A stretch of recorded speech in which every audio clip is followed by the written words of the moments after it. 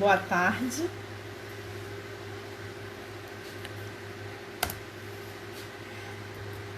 Tô meio sem jeito hoje aqui, me organizando aqui no espaço. Olá, cenário novo, tudo novo. E aí eu tô na adaptação aqui, brigando com o celular e o computador, vendo o que fica melhor aqui. Boa tarde. Tumbado Fanitinho, Dri Neves, boa tarde. Deixa eu ajeitar aqui. Pronto. Professor Nielson já tá por aqui. Já vi. Boa tarde, eu sou Marta de Oxum, sou Marta Ferreira. Sou mãe pequena no Ile Axé Milaré Sabá. Esse é o nosso quarto encontro das culturas de axé.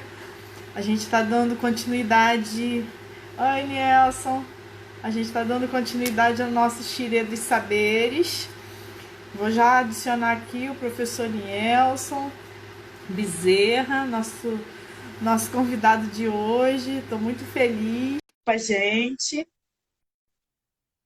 conversando. A live está funcionando desde julho. Oi! Boa tarde. Boa tarde. O pessoal está aqui Primeiro, eu acho que eu entrando. vou chorar de tanta saudade que eu tô de você. Só assim, nem café Não amanhã que a é? gente não está tomando mais, gente. Tá demais, né? Tá demais isso. Estava falando um pouco sobre o que é o encontro, que está rolando desde julho, a gente está caminhando para o final, né? O professor Nelson está aqui no nosso antepenúltimo encontro do nosso xirê, né? Nossa roda aqui de saberes. Muita gente querida aqui entrando já. Luzi Borges, nossa convidada da semana que vem. Pessoal lá do Axé, pessoal da FEBEF, Bruna, Jéssica. Uma boa tarde para todo mundo. Com muita honra e muita felicidade, eu estou recebendo aqui hoje do Axé, Luzi, o professor Nelson Bezerra, que é uma referência para a gente. Muito orgulho de fazer parte do grupo de pesquisa que ele coordena, a Cor da Baixada. O professor Nelson é professor na Universidade do Estado do Rio de Janeiro, no Polo de Caxias, aqui na FEBEF. Andréia Caiaque está aqui. A Andréia Mendes?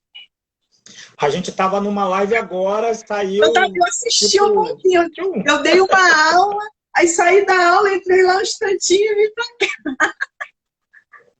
Enfim, então, eu falei no professor Nielson lá na live que eu fiz com... Você está travando, Nielson. Você está me ouvindo? Andréia, Tubá, sua bênção. O Nielson está travando aqui pra gente. Não sei se é a internet. Peraí, filha. Destravou. Falei do professor Nielson lá Então, na faltou live a com o luz aqui em professor casa. Anderson Flor. Tá normal agora. Tá Isso. normal. Que foi um presente ancestral, que eu conheci os dois no mesmo ano, em 2013, lá no início do mestrado, e para mim foi um presente. Né? A pessoa que publicou o primeiro artigo meu foi o professor Nelson que publicou, então tem uma gratidão muito grande, um carinho, um amor imenso. O nosso grupo é um grupo muito querido, né? Um grupo que um ajuda o outro, todo mundo sempre no coletivo. É muito parecido com os nossos grupos de axé, com a nossa vida de axé, que é um ajudando o outro. Então, eu estou muito feliz de estar aqui recebendo o professor Nelson Bezerra. Hoje ele vai estar falando aqui sobre a infância africana nos tempos da escravidão, narrativas da diáspora na Baixada Fluminense. Mas antes da gente entrar no tema, eu sempre peço para os nossos convidados dessa tarde para a noite para falarem um pouco das suas trajetórias. E vou falar que essas trajetórias têm dado um ânimo muito grande lá para a galera lá de casa de axé, que tem voltado a estudar, que estava um pouco desanimado, e ainda mais nesse período de pandemia, que e quase abandonando de novo os estudos que tinha acabado de retomar. Então, as trajetórias têm ajudado muito, as conversas aqui, os nossos xirês, as nossas rodas, têm dado um incentivo muito grande para o povo lá de casa, que está aí na lida, né, de voltar a estudar depois de um tempo. Então, professor Nelson, queria que você falasse um pouco para a gente da sua trajetória. Então, na minha agenda que hoje era a live das lives, porque de todos os convites de lives, e olha que eu fiz live nesse tempo aí de quarentena, era a live que eu mais estava esperando, assim, né?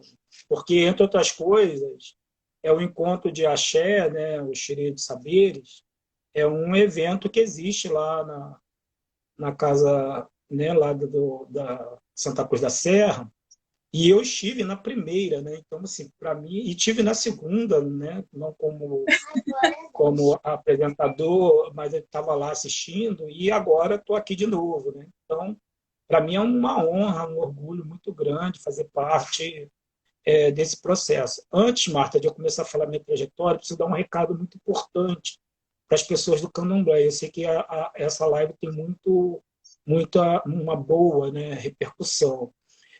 A Lei Aldir Blanc, né, que tá aí, todo mundo está acompanhando, a Lei Aldir Blanc, ela está com cadastro aberto, tanto para o Estado quanto para o município de Caxias.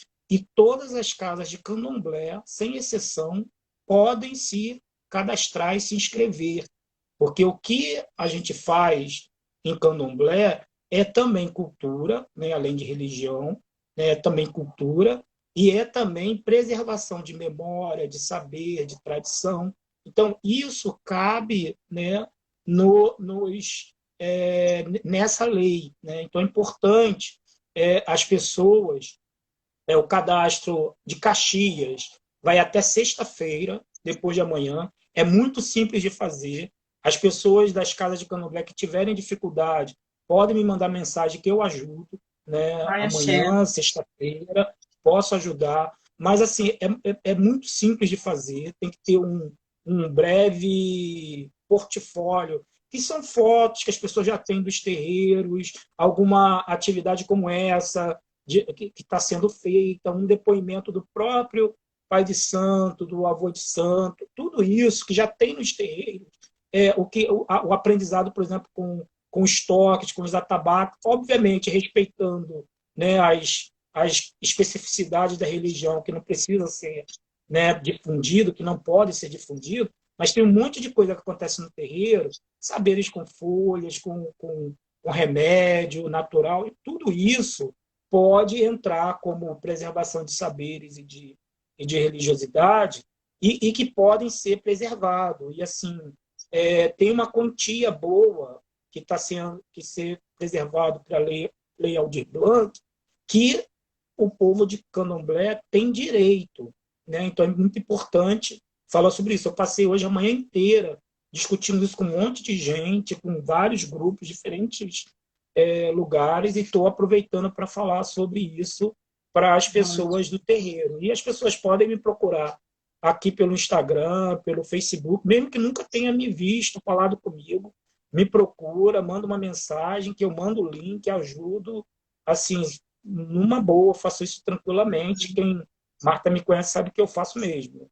Faz. Sobre a minha trajetória, é um pouco isso, assim, essa é a cara da minha trajetória, inclusive, né? Eu sou morador criado em Belford Roxo, né? Assim, na verdade, estou sempre nessa coisa de dupla residência, dupla existência entre Caxias e Belford Roxo, principalmente. Eu teve uma época que eu circulava a Baixada muito mais do que circulo hoje, né? Mas sempre estou entre Belford Roxo e Caxias fazendo atividades. Eu sou formado em Caxias, né?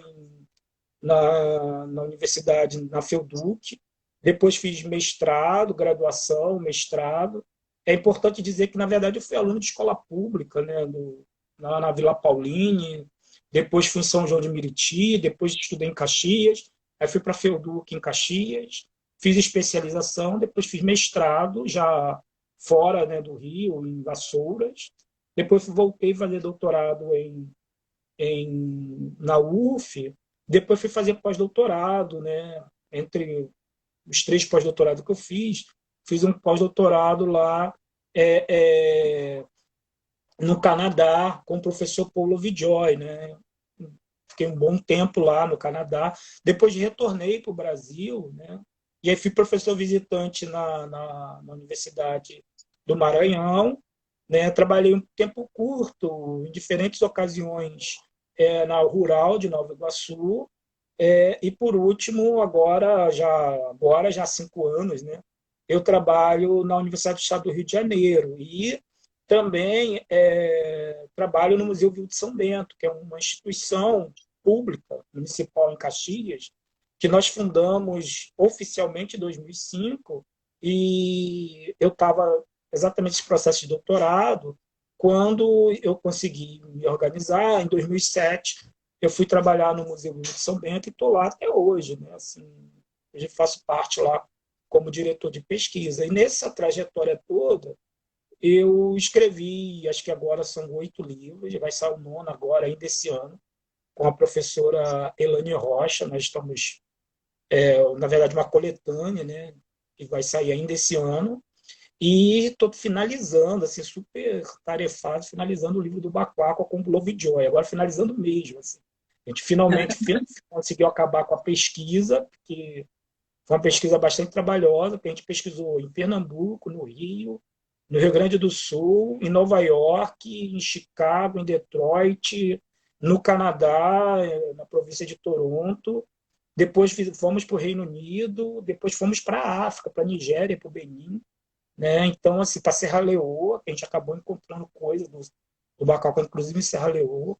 Então, é uma pesquisa que acabou demorando muito. A gente anunciou que ia sair o livro e, na verdade, quando a gente começou a atualizar o livro, a gente acabou se dando conta que, na verdade, ia ter que ser escrito um novo livro, dado o volume de informações novas que nós tínhamos, né? Não dava para fazer só uma edição atualizada, como era o projeto inicial, né? Então, vai sair o livro, né? Provavelmente só ano que vem, porque a gente está finalizando, mas a gente vai sair o livro, uma edição em inglês, uma edição em português junto, né? Maravilha. Ao mesmo tempo. A gente está escrevendo nos 2 idiomas, né? Porque o Paul escreve lá em português, eu escrevo, desculpa, ele escreve em inglês, eu escrevo em português, a gente vai traduzindo. Depois o Bruno também, que está conosco nesse projeto, ajuda bastante com os idiomas e com a pesquisa também. A gente está escrevendo num ritmo bem acelerado e deve, inclusive, depois ter que reformular o próprio projeto, o próprio website sobre o Baquáqua, né? Porque é um volume de informação muito grande.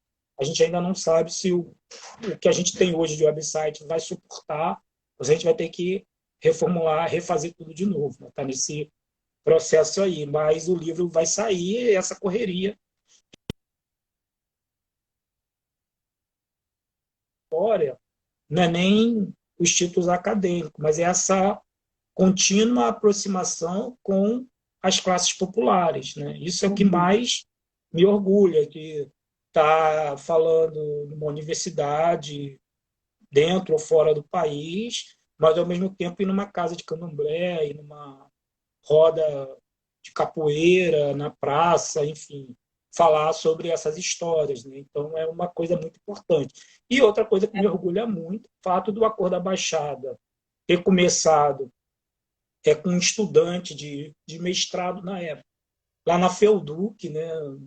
E hoje, depois, isso ainda não era exatamente um grupo, né, formalizado, mas é como começou. Em 2012 para 2013 a gente formalizou o grupo, né? E hoje, de 2012 para cá, a gente já tem aí doutor já formado, acho que são 2 ou 3, né? A Daniela está quase terminando o doutorado, está na boca de defender.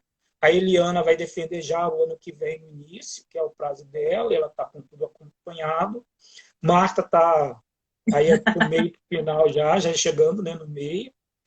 E tem Vitor, que acabou de entrar para o doutorado agora, né? Tem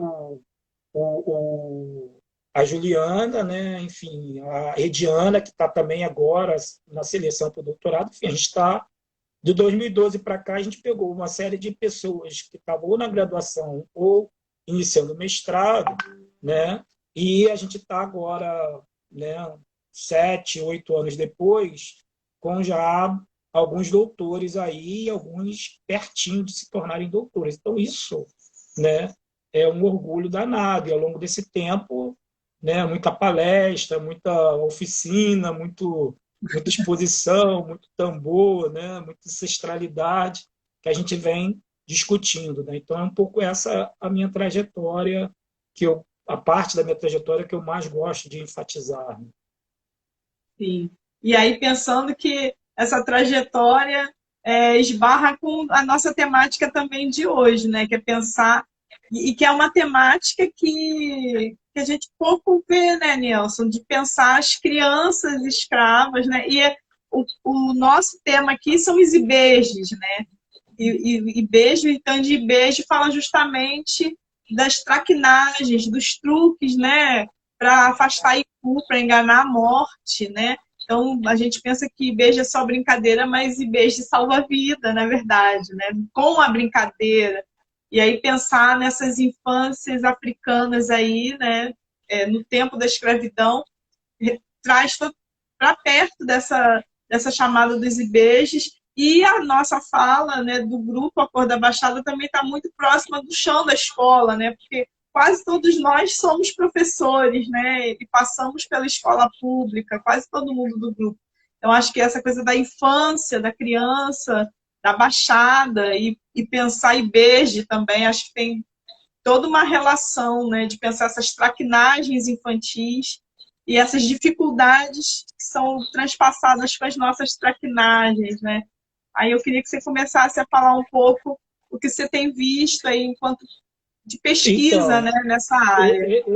esse tema, ele sempre é uma grande, como que eu posso dizer, um grande desafio para os historiadores, né, que trabalham com escravidão. Porque, em geral, todo historiador que estuda escravidão viu criança africana escravizada na sua pesquisa. Assim, é muito comum. Daí, ter alguém interessado em sistematizar e organizar isso é sempre muito difícil. Né?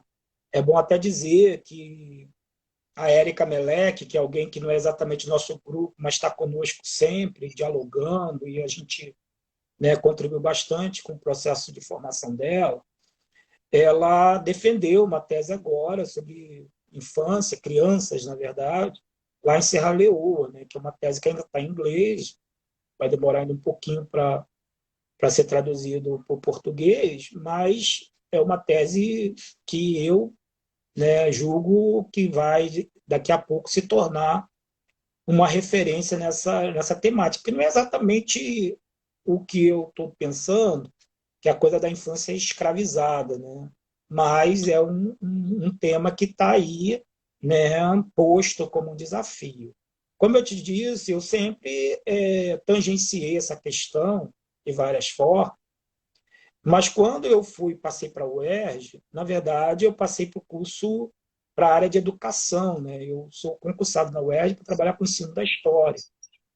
E agora a gente até está rediscutindo isso com a formação do novo curso de História, mas que também agora com a pandemia isso atrasou um pouco essa discussão. Mas eu fui trabalhar com isso na pedagogia e aí acabei me aproximando de vários colegas com esse, que tem esse debate sobre a questão da infância, né? O letramento, educação infantil, as infâncias, inclusive, né? Fui convidado mais de uma vez para participar de um grupo de pesquisa sobre essa temática lá na, na UERJ, e no primeiro momento eu achei aquilo estranho, falei, as professoras, meus amigos professores, você poderia vir discutir infância conosco? Eu falei, mas de onde eles me viram falando sobre infância e tal?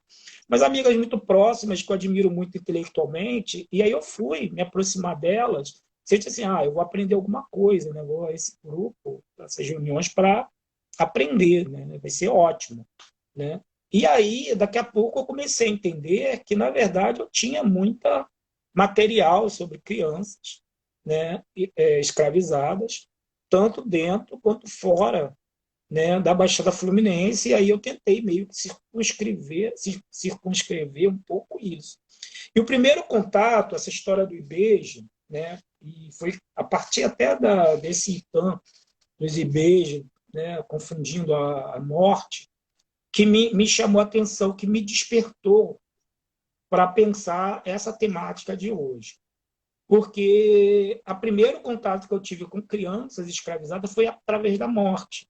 Né? A presença de, quando a gente pega, por exemplo, os livros de assentos, né, aqui na região da Baixada, onde aparece mais crianças é em dois lugares, é no batismo, né?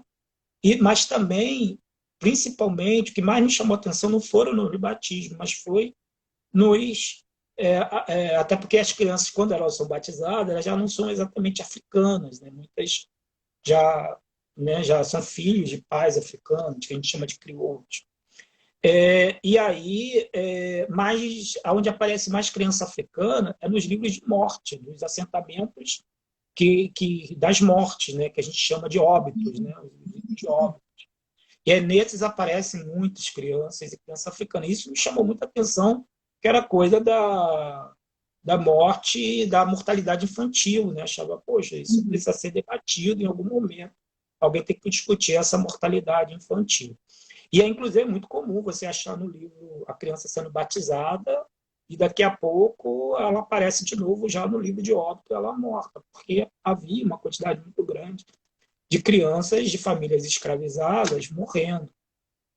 E aí eu comecei a me ater para isso e fui ver que, por exemplo, o professor Manolo Florentino tem um artigo que fala exatamente sobre isso, né? Sobre as crianças escravizadas no tráfico, um percentual considerável, pouco acima de 20%, muitas vezes eram de crianças, e essas crianças tinham uma mortalidade muito grande entre elas. E isso a gente vai encontrando, identificando. E aí eu comecei a pensar um pouco sobre isso, né? Como que essas crianças, elas, de alguma forma, poderiam enganar a morte. Né? Havia condições de enganar a morte, né? Ou a morte, nesse caso, ela tapava os ouvidos e não ouvia os tambores. Como que é essa, né, essa analogia, essa imagem? Né? E aí eu encontro numa fonte que eu sempre cito muitas vezes, que eu acho essa fonte extremamente rica, que é de uma viajante francesa, né, a Adèle Toussaint. Ela descreve as crianças escravas trabalhando e vivendo na fazenda São José, ali na região de Magé. E aí é muito importante dizer isso, né, porque essa fazenda, ela descreve, primeiro ela descreve de fato as condições de viver dessas crianças muito ruins, né? Assim, descalço, com maltrapilhos, a comida não era muito boa, ela descreve que alguns têm barriga d'água, né? Que são as barrigas inchadas, obviamente em função da péssima alimentação, mas há uma outra coisa interessante, é quando ela começa a descrever muitas crianças escravizadas ajudando, né, as crianças menores, cuidando das crianças menores.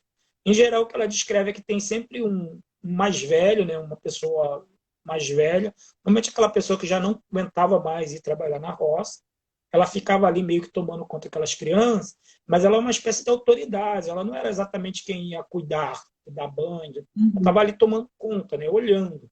Né? E, obviamente, fazia algum arbítrio quando havia alguns conflitos. A gente sabe que a gente é professor, sabe que criança, o conflito é o tempo todo. Né? Então, havia sempre ali uma pessoa mais velha, normalmente uma escravizada mesmo, uma pessoa que estava ali, ou mais de uma, às vezes, cuidando e meio que mediando esses muitos conflitos.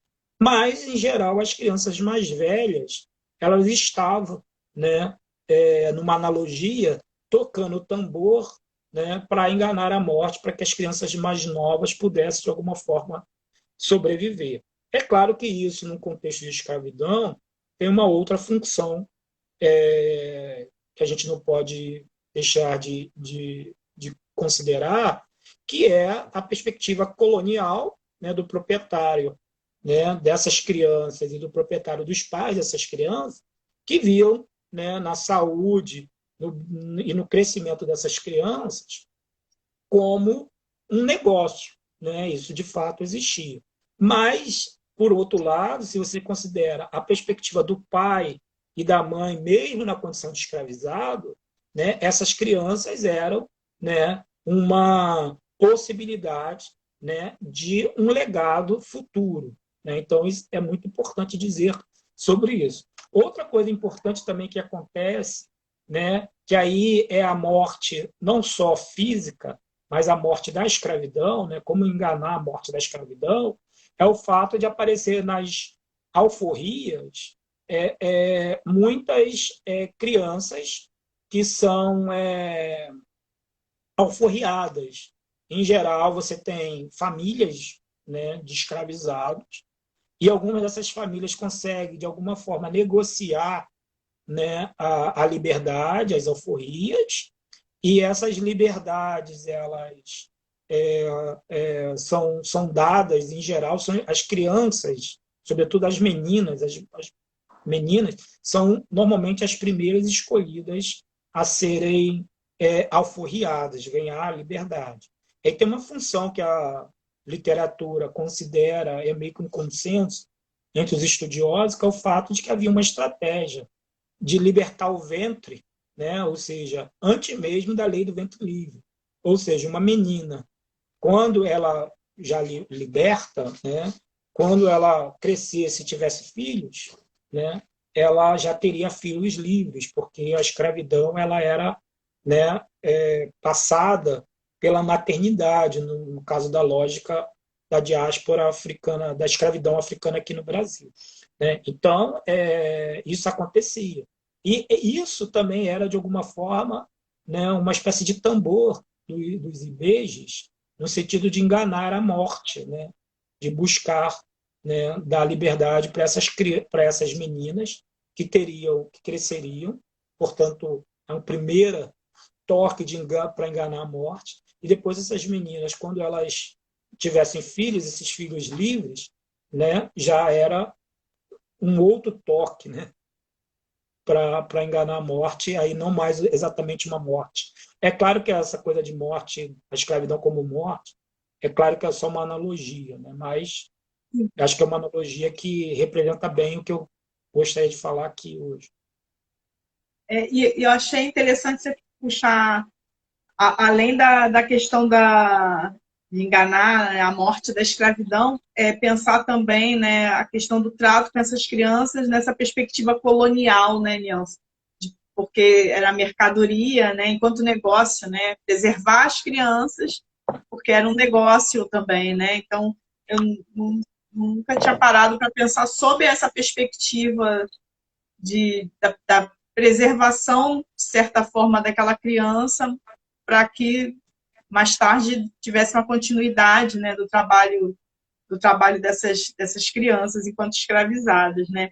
E achei muito legal, acho que cabe muito bem essa questão da analogia, né, de como enganar a morte da escravidão.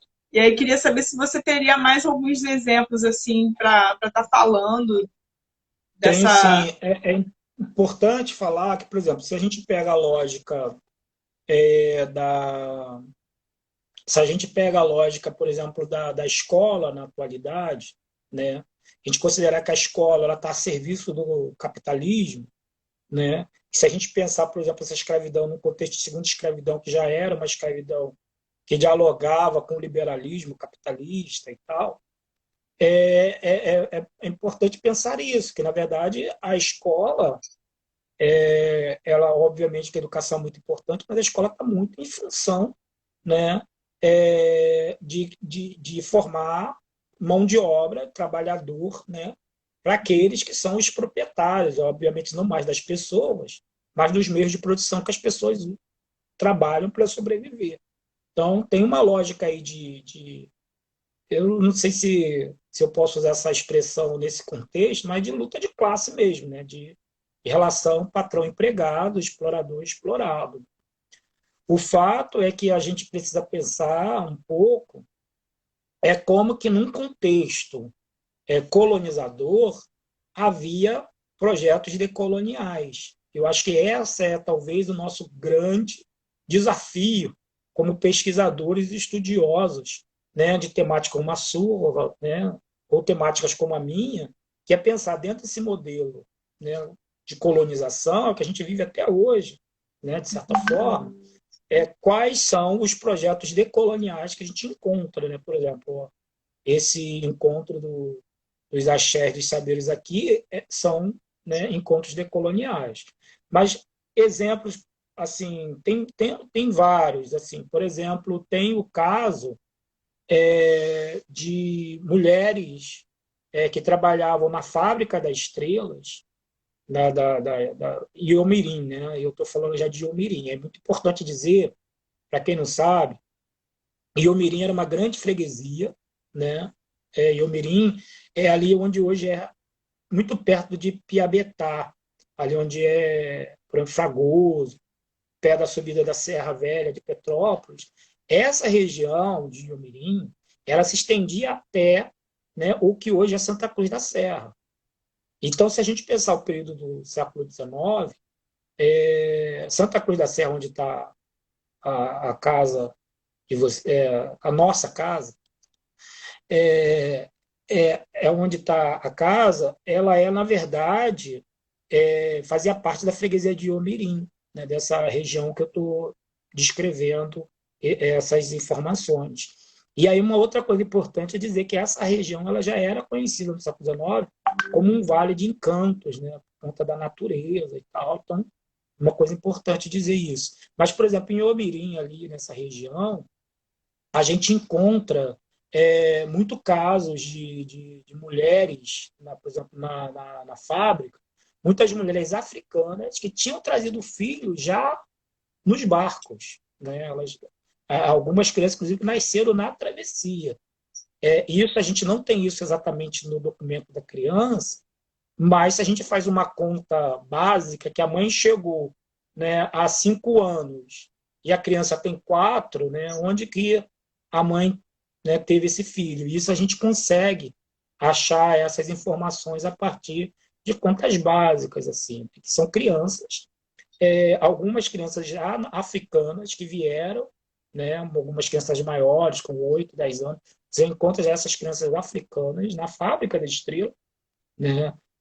E tem até, inclusive, um artigo que eu escrevi com Daniela Cavalheiro, que ainda nunca foi publicado, porque foi um artigo que a gente escreveu para um livro que ia sair na Inglaterra e ainda não saiu, né? Porque às vezes as coisas demoram mesmo, Mas já está no prelo, né? mas que mostra, está no prelo, mas é um artigo que a gente escreveu exatamente tentando mostrar isso, né? Essas mulheres que eram africanas livres, que tinham filhos e que elas fazem, né, um movimento muito grande de proteger os filhos, né, tanto da morte, né, quanto da separação, porque elas vão mudando de concessionários, de lugares públicos onde elas trabalhavam, mas vão, de alguma forma, sempre tentando manter os filhos muito próximos delas. Né?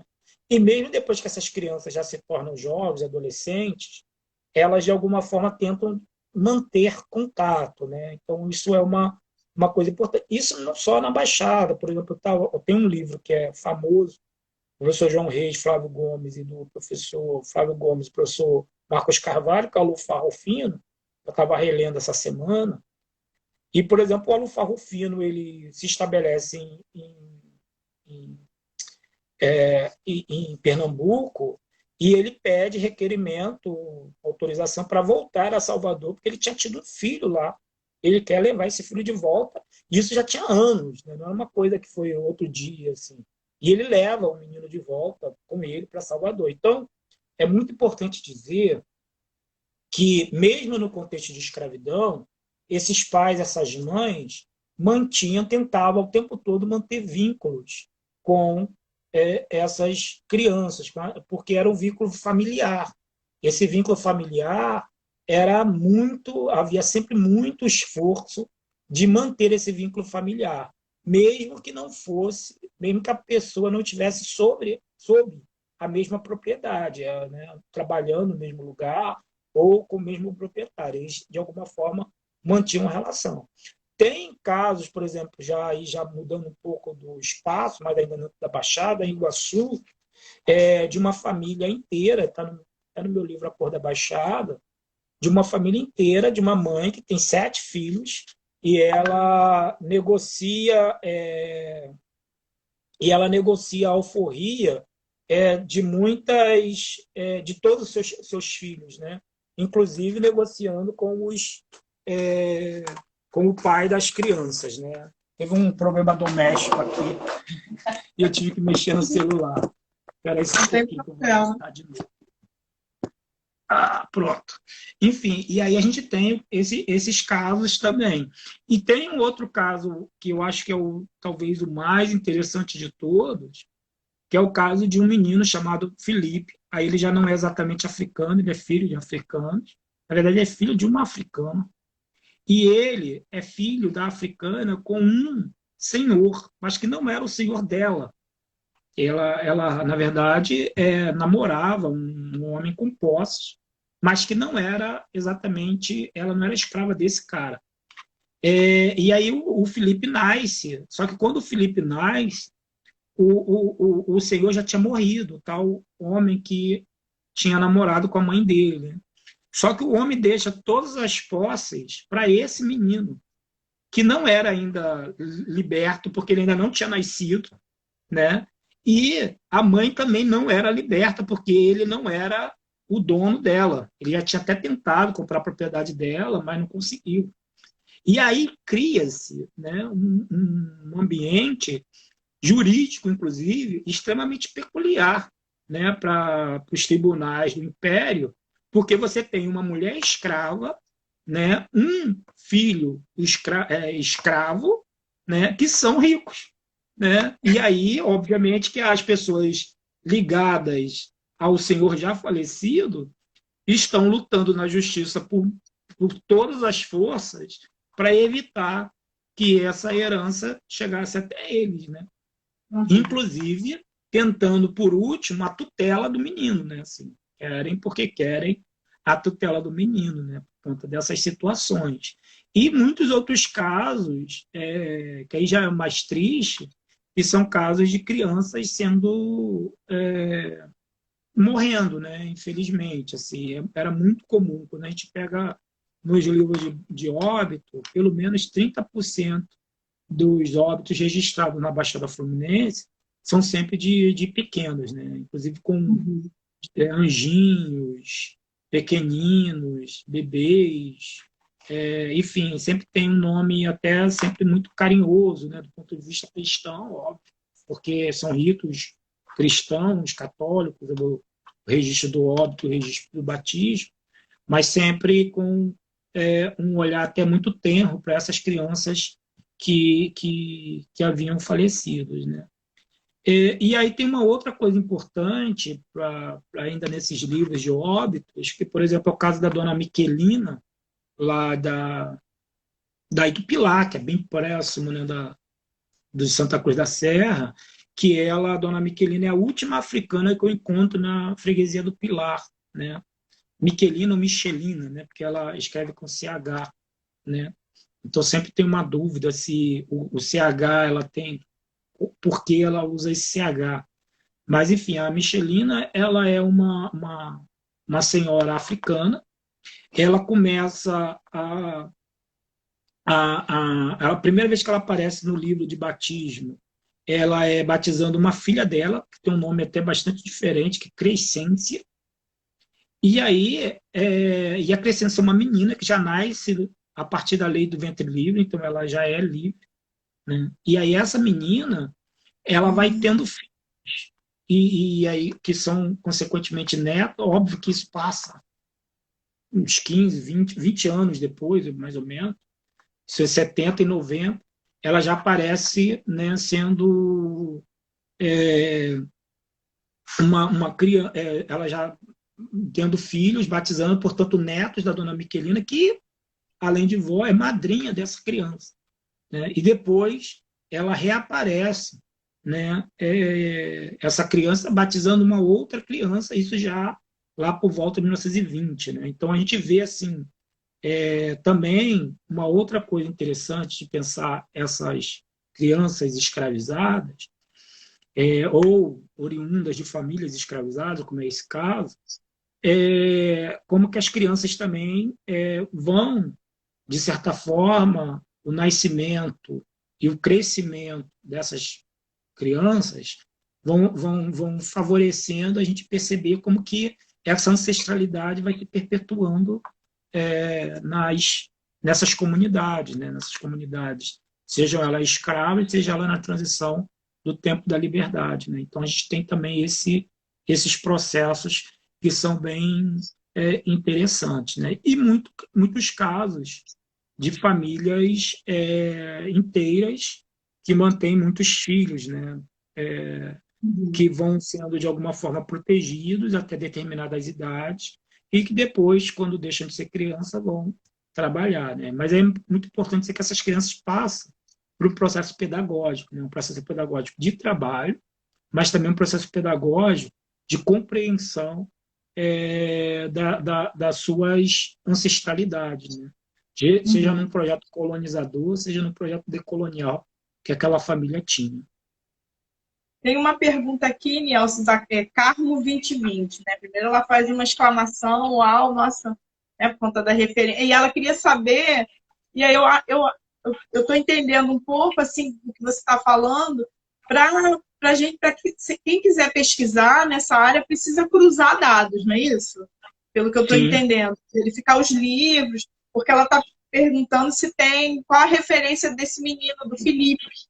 Se Então, teria o uma Felipe, referência. deixa eu dizer, não tem problema, que eu acho até que quem é a Carmo é a Ivonete do Carmo, que foi nossa aluna lá e que é muito Tá. interessada nessa temática. Inclusive, eu não consegui orientá-la porque eu já estava com muito orientado, acho que estava com os 8 lá, não deu conta. Mas, Ivonete, o Ah, lá do caso do IPN, Felipe, né? lá do IPN, tá num... Eu achei esse processo na Corte de Apelação do Arquivo Nacional. Né? Tá lá, é só procurar lá Magé, que você já vai achar esse processo logo do Felipe. Né? Inclusive, é um processo que eu conheço já há muito tempo, sempre citei, indiquei para muitas pessoas estudarem. Depois eu meio que me esqueci desse processo, e agora, para pensar essa live, eu acabei procurando minhas coisas e acabei reencontrando esse dado. Né? E é um processo, inclusive, muito grande, ele tem assim umas 200 páginas, um processo longo, foi muitas petições, e para nós historiadores, quanto mais longo é a fonte, tem mais detalhes, é muito melhor. Uhum. Né? Então, Mas, no enfim. geral, para essa temática, né, você tem Ah, que tá. fazer a Então, pesquisa mesmo. então, tem uma coisa que eu ainda preciso ver, e aí quem está interessado pode ver também, não tem problema, que é revisitar os viajantes. Eu sugeriria, pessoa interessada nesse tema, a primeira coisa a fazer é revisitar os viajantes. Por quê? Porque todos os viajantes, em geral, a maioria deles, pelo menos, se não todos, descrevem essas fazendas, descrevem essas pessoas e que estão trabalhando nessa fazenda. Né? E Uhum. alguns deles vão citar crianças, as crianças que estão ali, as famílias. Então, esse é o primeiro passo que eu daria, revisitar esses viajantes. É claro que muitos não vão encontrar muita informação, mas é possível encontrar informações nesses viajantes. A ADL tem muitas Uhum. informações, inclusive eu usei para escrever o texto, né, dessa fala de hoje aqui. Mas tem outros, né, outros viajantes.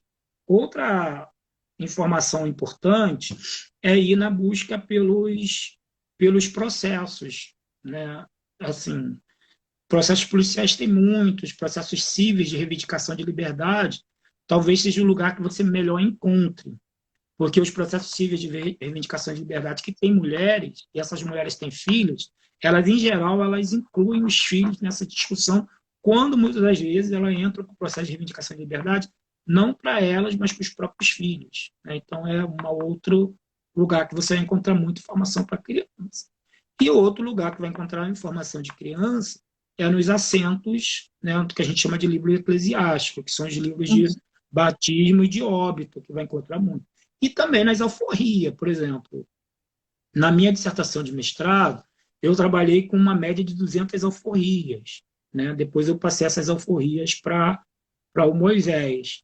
E o Moisés ampliou essas alforrias na tese de doutorado dele para 500 alforrias.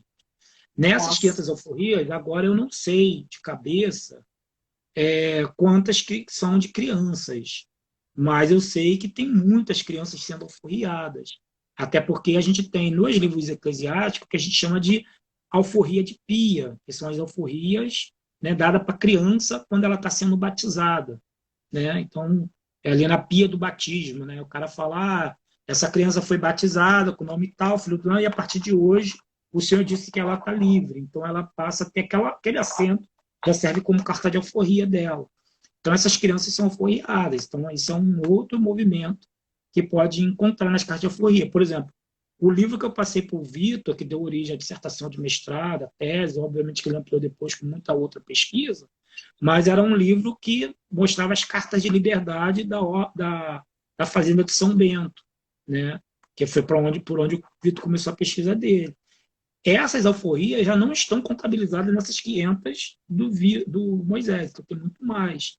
E o Vitor, por exemplo, a dissertação de mestrado do Vitor fala muito dessas famílias escravizadas que estavam ali com estratégias de liberdade dentro da fazenda dos beneditinos. E o Moisés, a tese de doutorado de Moisés e a dissertação de mestrado de Moisés também fala muito dessas estratégias, né, de liberdade a partir das cartas de alforria. Então, a gente já começa a ver a partir daí. E é muito interessante, eu não fiz isso agora, mas me caiu a ficha agora, é interessante revisitar o livro do professor Flávio Gomes, da história de quilombolas, quando ele fala da Ilha de Iguaçu, que lá ele fala sempre das pessoas que foram apreendidas pela polícia nesses ataques desses quilombos. E ver se lá tem alguma criança apreendida, né? Que isso, pelo menos, é uma evidência de que havia criança nesses quilombos. Porque que tinha, com certeza, porque havia casais, então, né, esses casais eventualmente teriam filhos. Né? Agora, a evidência, eu nunca parei para pensar sobre isso, até porque sempre meu olhar está muito mais voltado para as cartas de liberdade do que exatamente para as comunidades quilombolas. Mas é um outro, né, sugeriria as pessoas irem procurar isso. Então, tem cruzamento de fonte. E outros são os jornais, os jornais, os anúncios. Né? Por exemplo, se você tem ama de leite sendo anunciada, que essa mulher está né, dando de mamar, né? Está na fase de aleitamento. E se ela está, né, sendo oferecida como ama de leite, ela está na fase de aleitamento, significa que ela teve uma criança. E se ela era escrava, essa criança também é escravizada. Então, outro caminho para buscar. Né? Enfim, na verdade, o que eu escrevi foi uma comunicação bem curta, de 8 páginas aqui, né? Que, na verdade, foi até algo que eu já tinha começado a escrever dentro desse grupo de pesquisa que eu participei num período lá da FEBEF, que era mais um grupo de estudos, na verdade, né? Tive essa coisa das infâncias lá, e aí meio que parei, e agora eu retomei, na verdade, que eu tenho um texto curto ainda, mas que eu acho que dá para transformar isso num artigo, que é o que eu pretendo fazer, mas eu acho que isso dá muito mais pano para manga para as pessoas interessadas. E fico feliz da Ivonete estar aqui, conosco, e tomara que ela dê prosseguimento à pesquisa nesse sentido. A Ivonete deve ser sua aluna, é o Clamuniz, está falando aqui o melhor professor do mundo. A Clamuniz é minha filha. Então, melhor professor do Clarice, mundo. eu falei para ela me assistir, que eu ia mandar um beijo para ela, que a gente está muito tempo então sem manda se ver por causa da beijo. pandemia. E aqui na live, manda beijo, as crianças aparecem, os filhos aparecem na cena, tem que ter criança. A Nina beijo, apareceu então, por aqui, eu já meio passou que correndo, né? A criança já... A Fomotinha Yasmin está perguntando, ela está comentando, as crianças conseguiam a alforria, mas os pais continuavam escravizados. Então, será que, consequentemente, eles também ficavam naquela lida da escravidão, né, também, né? Então, o que Ela que tá fazendo acontece? uma pergunta que ela está fazendo. No período da escravidão, a liberdade era um projeto normalmente coletivo e de longo prazo. Então, como é que acontecia? Você tinha duas opções, uma pessoa escravizada no Brasil, colonial do Império, ela tinha duas opções de conseguir a liberdade. Uma era fugir, ir para o quilombo, né, e que a gente chama de ruptura. Né? O cara que rompeu, saiu fugindo. Qual a vantagem disso, cara, esse movimento era imediato. O cara fugiu, está livre. O problema disso era exatamente o fato de que ele passaria a ser uma pessoa perseguida, né?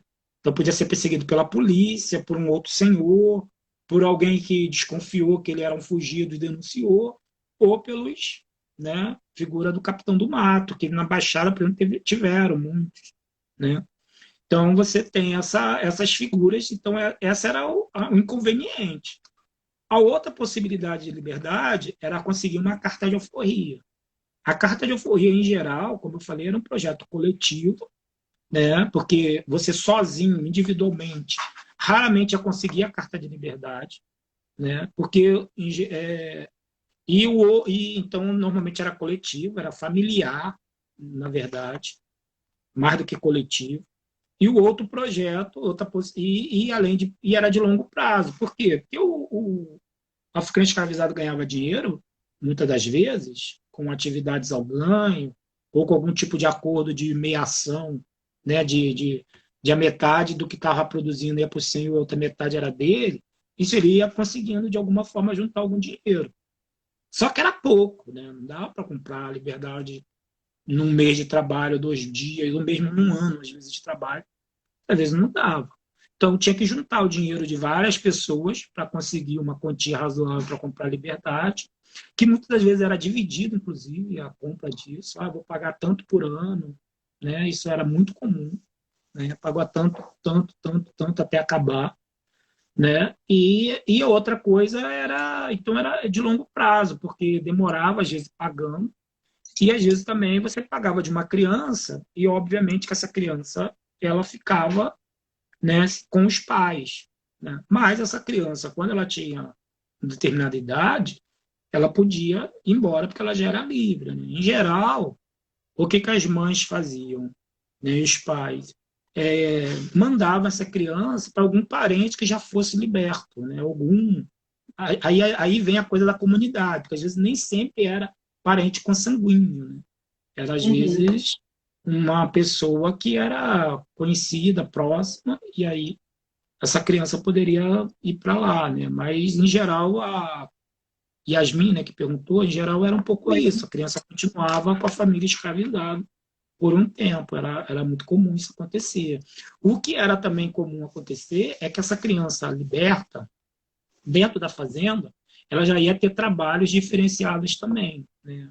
Uhum. Porque aí havia uma negociação, porque havia uma hierarquização também nesse processo, né?